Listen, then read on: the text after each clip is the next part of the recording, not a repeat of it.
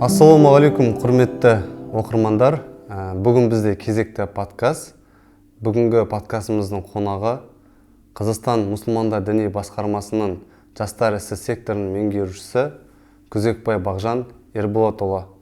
Бүгінгі мынау подкастымызға келгеніңіз үшін көптен көп рахмет айтамыз. Біріншіден, енді бүгінгі тақырыбымыз жалпы әлеуметтік желінің, интернеттің осы діни, радикалды, экстремистік идеологияларды таратудағы орны туралы сөз қозғайтын боламыз. Енді Бәке, алғашқы сұрақты жалпы интернеттің, соның ішінде әлеуметтік желінің діни, экстремистік, радикалды идеологиялардың таралуындағы рөлі қандай? Сол туралы айтып кетсеңіз. Аса қамқор ерекше мейірімді Алла тағаланың атымен бастаймын. Ассалаумағалейкум, құрметті Арулан мырза. Осындай кешке шақырып отырғандарыңызға өте ризашылығымызды білдіреміз. Алла разы болсын сіздерге. Аллаға сансыз мақтаулар мадақтар болсын. Хазіреті пайғамбарымыз Мұхаммед Мұстафа саллаллаху алейхи вассаламға, оның отбасына, сахабаларға, оның артынан ерген ізгілікте ерген барша момын мұсылмандарға Алланың салауаты мен сәлем болсын. Қазақта тамаша сөз бар, ел болам десең бесігіңді түзе дейді. Жалпы 21 ғасыр үшінші дүниежүзілік соғыс осы ақпаратпен жүріп жатыр. Ақпарат тасқындаған заманда әрбір жастарымыздың, халқымыздың ішінде діни сауаттылығы болу керек, діни сауаты болу керек. Әрбір жастарымыздың ішінде сүзгі болу керек. Сондықтан да мынау киелі Қазақстан мемлекетін, дамушы мемлекетті ұлтара жаңағындай бауырға бауырды қарсы қою мақсатында дамушы мемлекетті дамытпас үшін неше түрлі айла тәсілдер, шаралар жасалып жатыр сырттан. Сондықтан да осы мәселеде сақ болғанымыз дұрыс. Қазақстанда 130 астам ұлт өкілдері тату-тәтті бір атаның баласында өмір сүріп жатыр. Көптеген конфессиялар бізде бар, 18 конфессиямыз бар. Осындай ағайын туысқан бір қазақ елі тату-тәтті өмір сүріп жатқан осындай қасиетті елді ыдырату үшін, бүлік салу үшін қой терісін жамылған қасқырдай біздің қоғамымызда ашықта жабықта жұмыстарын жүргізіп жатыр. Дұрыс айтасыз, Арулан мырза, қазіргі таңда мынау жастарды әлеуметтік желі арқылы, интернет арқылы, ғаламтор арқылы жастардың санасын улап жатыр. Жалпы жақсылықта, жамандықта барлығы бұл шексіз ғаламторда, барлығы жасақталған деструктивті ағымдар, арнайы сайттар болсын, платформалар жасалып, дінді кері түсіндіру мақсатында, бұру мақсатында, елдің ойларын шатастыру мақсатында үлкен жұмыстар жасалып жатыр. Сырт көзге қарасақ барлығы тып-тыныш секілді, әйтеуір жұмысымыз жүріп жатыр, балаларымыз мектепке барып жатыр, балабақшаға барып жатыр, барлығы тып-тыныш секілді болып көрінеді. Жоқ, мүлде олай емес. Жалаң көздер, сұқтанған көздер, идеологиялық тұрғыда жұмыстар жүргізіліп жатыр. Жаңағы жалпы экстремизм, терроризм болсын, бұлардың мақсаты осындай, айтып отырмын ғой, бұл дамушы мемлекеттің жастардың ең бірінші бұзуы. Мысалы үшін Қазақстанда 20 миллион халық болатын болса, оның 5 миллионнан астамы жастардан тұрады екен. Осындай жастары көп дамушы мемлекетті жат ағымдарға тарту мақсатында жұмыстар жүргізіп жатыр. Осы мәселеде құзырлы органдармен бірлесіп, мемлекеттік мекемелер бар, дін істер басқармасы бар, дін істер комитеті, Қазақстан мұсылмандар діни басқармасы барлығы бірлесіп профилактикалық тұрғыда жұмыстар жүргізіп жатыр, ақпараттық жұмыстар, және де осы интернет желісін алдын алу мақсатында жұмыстар жүргізіп жатыр. Жалпы білесіздер, осы соңғы 5 жылда 5 мың, 10 мыңнан астам жалған жат ағымның сайттары бұғатталды.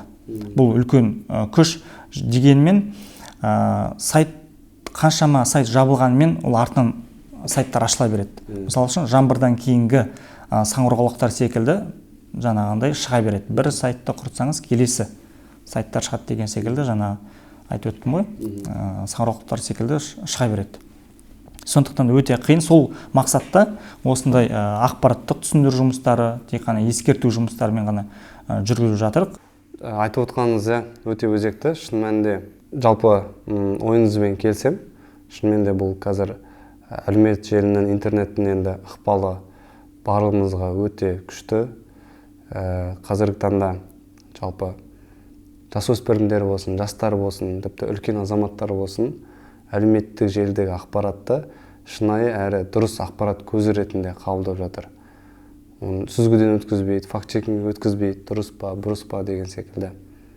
Енді мынау Сирияға кетіп қалған болсын кезінде, басқа да әртүрлі экстремистік, террорист топтарға қосылып кеткен азаматшыларымыздың басым көпшілігі осы әлеуметтік желінің енді ықпалымен кетіп қалып отыр. Өзіңіз жақсы білесіз, жаңағыдай діни ақпаратты, діни білімді әлеуметтік желіден аламын деп ойлайды.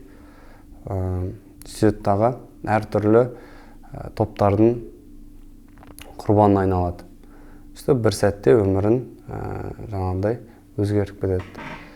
Енді тіпті кезінде Европадан болсын, Таяу Шығыстан болсын, Азиядан болсын, әлемнің түкпір-түкпірінде осы идеологияға кіріп, жаңағы оның ішінде Facebook болсын, ВКонтакте дейміз, WhatsApp дейміз, әртүрлі осы әлеуметтік желілердің платформаларының ықпалымен саналары уланып, террористік топтардың жаңағы алаңдардан бірақ шыққан болатын. Енді бұл жаһандық мәселе. Жалпы бұған әлемдегі ең ірі алпауыт мемлекеттердің өзі тосқауыл бола алмай жатыр. Жаңа өзіңіз айтып өттіңіз ғой, жақсы. Бір сайт жапсақ, оның артынан оны ашылады деген секілді. Шын мәнінде осындай экстремистік, террористік жаңағыдай топтар, ұйымдар әлеуметтік желінің, интернеттің барлық тетіктеріне дейін ресурстарын бәрін мықты меңгеріп болған екен. Сол себепті олардың осындай бір артықшылығы, қалай адамдардың санасын улау қажет, манипуляция жасау қажет, оның барлығын жетік меңгерген кәсіби мамандар деп айтсақ болады бұл салада. Осы арқылы өзінің жақтастарын көбейтіп отыр. Енді жалпы бәке, мынау экстремистік әртүрлі топтар әлеуметтік желілерде өзінің қатарластарын, жақтастарын көбейту мақсатында қандай әдіс-тәсілдерді пайдаланады жиі, қандай риторикаларды пайдаланады, сол туралы соған тоқталып кете аласыз ба? Өте орынды сұрақ. Қазіргі таңда жастарымыз приключение дейді ғой, бір сондай бір қызықты оқиғаға барғысы келетін бір жас өспірімдегі кезеңдер, сол кезеңдерде сонда бір оқиғаға тап болғысы келеді көбісі. Көбінесе шетелдің фильмдарын көреді, батырларын көреді. Жаңағындай фильмдерді қарасаңыздар, бір мемлекетті құтқарып жатады. Бір кейіпкер мемлекетті құтқарып жатады, жаңағындай супермендер шығып жатады. Сол секілді өздерін жат ағым өкілдері өздерін солай көрсетеді. Сіз біздің ағымға топқа келсеңіз, супермен боласыз, жаңағындай сіз дара боласыз деген секілді. Жалпы жастардың жүректері таза ғой, пәк таза рухты жастарды олар өз бағыттарына бағыттау үшін осыдан 10 жылдан астам көлемінде бұрын 10 жыл бұрын ВКонтакте әлеуметтік желілерінде арнайы әдемі топтар болатын. Тәуелсіз мемлекеттік достастығы деп айтамыз ғой, ТМД. Сол ТМД қарасты үлкен жалпы енді әртүрлі ұлт өкілдері барлығы бір ВКонтактеде топтар болатын. Сабыр, Кунтумайтан, Фисабилилля деген әдемі топтар болатын. ВКонтактеге кірген кезде отырып бәріміз оқитын едік жаңа жәннат ананың табан астында деген секілді. Тағы да сонда әдемі картинкалар, әдемі суреттер, хиджабта қыз, сақалды жігіт, сонда әдемі суреттермен жастарды тартатын, жастарды тартып тіркелтіп қоятын. Біз барлығымыз ол жерде сарапшы ретінде тіркелдік, біраз уақыт өтті. Қарап отырсақ, жаңағындай әдемі сурет картинкалардан кейін астына комментарияларына сілтеме жібереді. Міне келесі осы сабыр тобынан келесі топқа өткілеріңіз келсе, осындай топ бар деген секілді сілтемелер салады. Сол сілтемеге кірген кезде көптеген қазақстандық жастар бар, көрші мемлекеттің жастары бар. Сараптама жасаған кезде барлығы тіркеліп алған. Ол жерде әркім өзіне не ұнайтынын, мысалы үшін жастарымыз әлеуметтік желілерге саламыз ғой. Бүгін кешкі аста отырдық, ата-анамен анда бардық, мында келдік.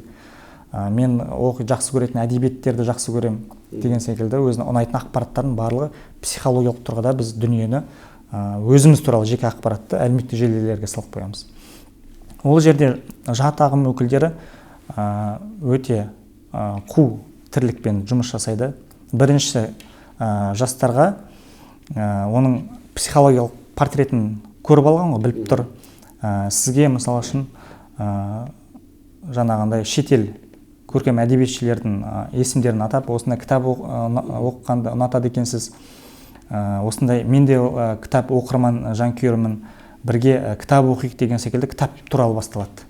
Жаңағындай сәлем, қалайсың, жақсысың ба деген секілді, мен де оқырманмын деген секілді әртүрлі. Біреуге мысалы үшін UFC-дағы бар етістер жаңағындай UFC дейді ғой, мысалы үшін. Әртүрлі спорт ұнауы мүмкін біреуге. Әр адамды индивидуалды тұрғыда зерттеп, соған бір жаңағыдай әдіс пайдаланады дейсіз ғой. Әдіс пайдаланады. Басында мүлде дінді айтпайды. Мүлде дінді айтпайды. Жаныңыздан табылатын сондай шынайы дос болып көрінеді. Бараз уақыт өте келе өзіміздің дәстүрлі исламға шақырады. Өзіміздің кәдімгідей ханафи мазхабына шақырады. Сөйтеді, біз ата-ананы сыйлауымыз керек, қайырымдылық жасауымыз керек, мешітке баруымыз керек деген секілді кәдімгідей дұрыс насихат жасалынады. Кейін уақыт өте келе мешіттен тыс жеке пәтерлерге шақырады, сұхбаттасады, өзіндік идеологияны жүргізе бастайды. Жалпы мемлекеттің жасап жатқан саясаты қате, жалпы мешіт имамдарын тыңдамаңыздар, олардың білімдері басқаша деген секілді бағыт-бағдар беріп жастарды улайды. Улау арқылы жастарды кері жолға тартады. Мысалы үшін ол сол қасында сондай бір не болады, жәрдем етіп жүреді. Қаржылай болсын, көптеген финансови тұрғыда жағдайын жасайды, жұмыс тауып береді, сондай жұмыстар жасап береді. Жұмыс жасап қасына қамқорлық көрсеткеннен кейін өзін аға ретінде тұтады, бауыр ретінде тұтады. Сол біріншіден андай қамқорлық көріп отырғаннан кейін шынымен жан тәнімен беріліп сол ағымға, сол топқа еніп кетеді. Ал ол топты басқару өте оңай. Сөйтіп біз жастарымыздан айырылып жатырық. Өзіңіз айтқандай, әр адамға әртүрлі әдіс пайдаланады. Сонымен қатар енді жастарды көбінесе материалдық дүниелермен, ақшамен, енді қазір студент жастар көп, мысалы. Басқа қалада оқитындар бар, ата-анасынан жырақ. Оларды жаңағыдай жататын жермен, жұмыспен қамтамасыз ету, жағдайын жасау деген секілді. Енді қазір жастарға айтқымыз келеді, қазір біреуге біреу жайдан жай көмектеспейді ғой. Алыс бөтен біреу көмектесіп жатыр деген сөз, оның бір мүддесі, мақсаты бар деген сөз, артында бір арам ойы бар деген сөз емес пе? Оның барлығына жаңағыдай алданып кете беруге болмайды. Маған көмектесіп жатыр екен деп. Сол себепті ондай мәселелер туындаған жағдайда бірінші кезекте ата-анамен ақылдасу қажет, туған аға бауырларыңызбен ақылдасу қажет, немесе жаңағыдай оқытушыларыңызбен деген секілді. Соларға бір қиындық туған жағдайда айтып ескерткен дұрыс. Әйтпесе қазір жастар өз бетімізше әрекет жасаймыз деп ойлайды дағы, сөйттағы әртүрлі радикалды экстремистік топтарға да кіріп кеткен, өзіңіз айтпақшыдай жағдайлар бар шын мәнінде. Енді біз қазіргі таңда әлеуметтік, жаңа жоғарыда айтып өткендей, әлеуметтік желінің ықпалы күшті деп айтып жатыр қой. Осы жерде медиа сауаттылықтың орын маңызына тоқталып кете аласыз. Бізде қазір ақпаратты тексермейді ғой. Медиа сауаттылық өте қазір маңызды. Тіпті қайырымдылық әртүрлі қорлар бар, шоттарды қойып қояды, ақша жинайды, тағы басқа жасайды. Кейбір азаматтар белгілі бір шоттарға ақша аударған, қайырымдылық жасаймын деп, кейін бірнеше жылдан кейін анықталған екен да, ол ақша кәдімгі террористік топтарды қаржыландыруға кеткен екен. Оны ешкім әлеуметтік желіде көбісі тексере қоймайды. шын мәнінде. Бұдан бөлек бейресми парақшалар, сайттар көп. Шынымен айтып, дін туралы айтып жатады. Мысалы 3-4 контент ресми, жалпы исламға қатысты, жалпы дінге қатысты, діннің қағидаларына қатысты контенттер кетсе, ақпараттар арасынан өзінің идеологиясын жүргізіп отырады. Ал оны енді діни білім болмағаннан кейін бұл дұрыс нәрсе айтып жатыр екен деп кіреді, лайк қояды, комментарий жазып, репост жасайды, ары қарай өзіңіз айтпақшы комментарий басқалар өтіп кетеді. Бұның барлығы медиа сауаттылықтың болмауынан емес пе, бір факт-чекинг өткізбей, соның бір маңызына, қаншалықты маңызды соған тұтып кете аласыз. Көбісі ойлайды, біз зайырлы Қазақстан, біз еркінбіз, дін бостандығы бар, қандай дін таңдасақ өзіміз білеміз, біз ешқандай бақылау емеспіз, бақылаудан тыспыз деген секілді дүниелер айтады. Көбісі білмейді. Жалпы қарасаңыздар, бір жылдары сол Сирия аумағында соғыс болған жағдайда, сол кезеңдер күшейген сәтте біздің сол діннен алыс, діни сауаты өте төмен кейбір жастар, жұмыссыз жастар үйде отырып сотталып кеткен жағдайлар болды. Мысалы үшін қазір WhatsApp-қа ақпарат келеді, мысалы үшін жақсылық жасау деген секілді насихаттар келеді, жұма мүбәрәк болсын деген сондай дүниелер, картинкалар келеді, ішінде ақпаратымен келеді, хадистер келеді, ақпараттар келеді. Ол жерде ақпараттың дұрысы бар, бұрысы бар. Сөйтіп жаңағындай топтарға жібереді ғой. Сыныптастар, группаластар, сондай әртүрлі. Мысалы үшін әріптестер деген секілді неше түрлі WhatsApp-тан топтар бар ғой. Сол топтарға бір ақпарат келеді. Жалпы сол кезеңде, Сирия аумағында соғыс болған кезеңде, сол кезде такфиршілер, джихадистер сол кезде насихат жасап жатты ғой. Сол ақпаратты алады да, ол білмейді. Басында жақсы сөзбен басталған дүние, соңғы ортасы немесе аяқ жағында жаңағындай Құдай үшін соғыс, Құдай үшін жаңағындай соғысуға шақырады да, джихад. Ол мағынасын, қате мағынасы да ол жерде. Джихадқа, жалпы енді былай қысқартып айтсақ, экстремистік топтың ұрандарын насихаттайды ғой. Сол насихатты ол алады да, діни сауатсыздығынан топтарға жібереді. Алады да, жаңағындай бір пысық адамдар болады, отырып алады да, өзі ешқандай дініне сауаты жоқ, алады да, әлеуметтік желілерде таратып отырады, бөлісіп отырады. Таратқанның салдарының ол Қазақстан Республикасының қылмыстық кодекстеріне сәйкес 2 жылдан 4 жылға дейін, 4 жылдан 7 жылға дейін, 7 жылдан 21 жылға дейін жаңа бас бостандығынан айырылу жазалары күтілді. Сондықтан да өте сақ болғанымыз дұрыс. Қазір ойлау мүмкін, мысалы үшін бір лайк, комментарияның өзі қолдау мақсатына жазылса, ол арнайы құзырлы мекемелерге жететін болса, жалпы экстремистік сондай жат ағым топтарын қолдаған үшін, насихаттап бөліскені үшін қылмыстық жазаға тартылатындарын білмейді. Сондықтан да жастарымызға көп ескертуіміз керек. Әлеуметтік желіде сақ болғанымыз дұрыс. Жалпы әлеуметтік желіде өзі әдебі бар ғой. Біз жалпы хабар алмасу үшін ғана пайдалануымыз керек. Бұл супер телефонда, супер компьютер ғой. Қазір барлығы бар. Сондықтан да өте сақ болғанымыз дұрыс. Сондай демелер. Рахмет.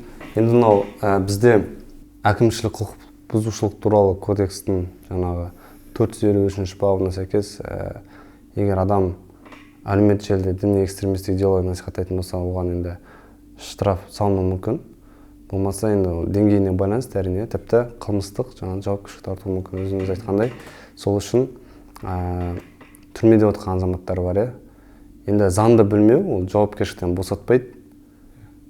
Бізде заң бар, және де бұл экстремизм, терроризм шынымен де ойнайтын дүние емес.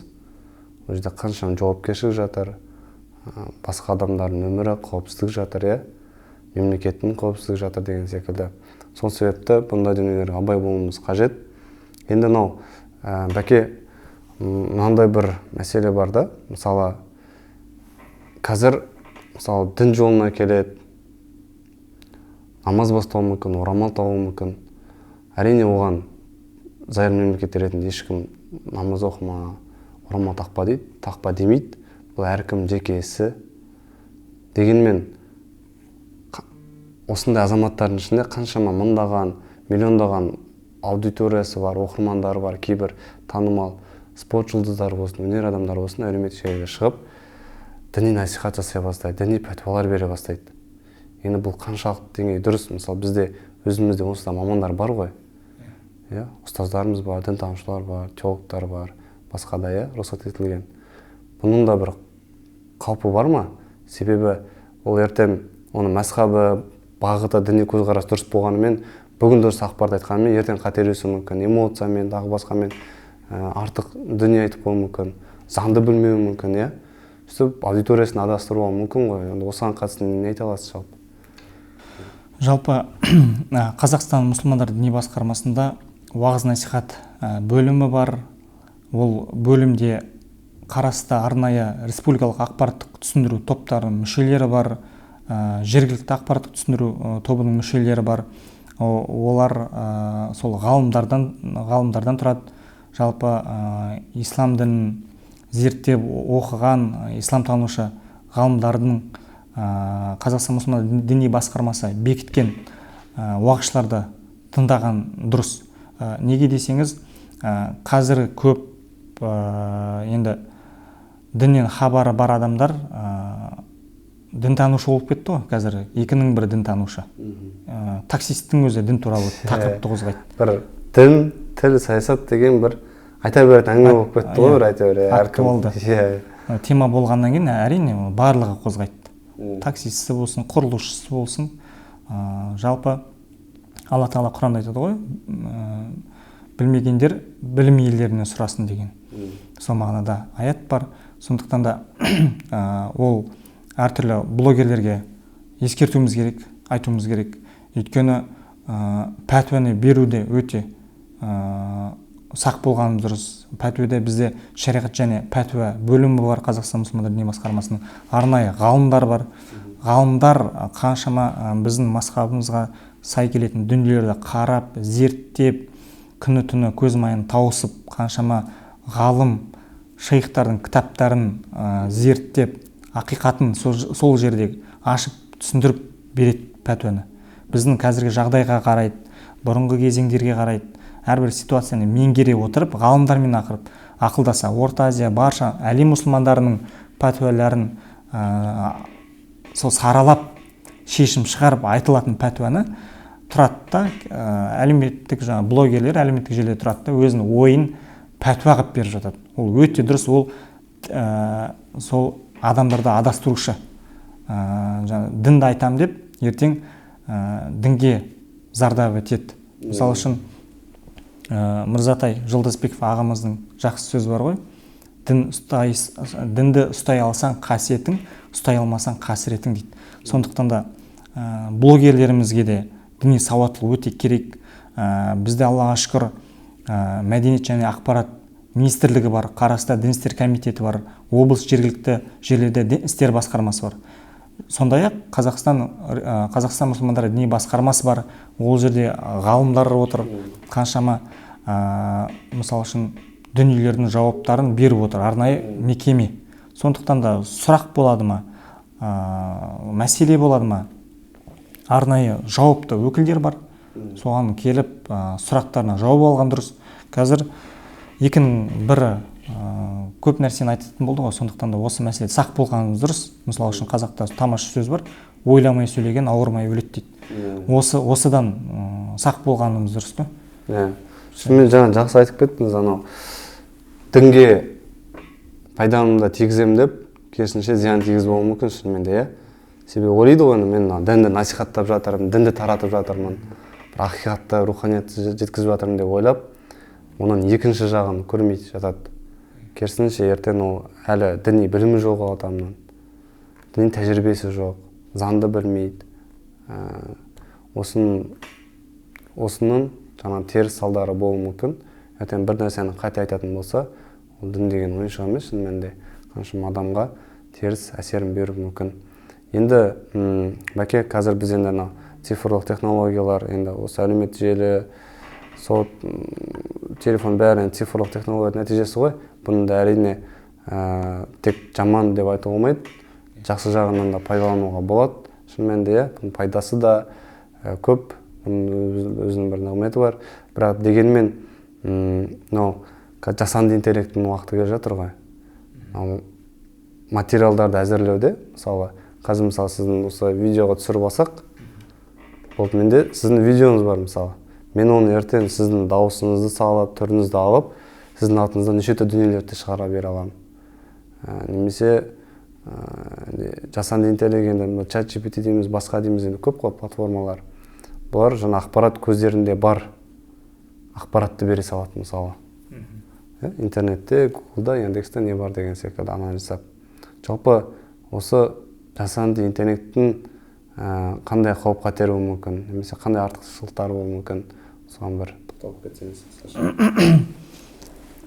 21 ғасырдың сондай керемет жаңалықтардың бірі осы жасанды интеллект болды.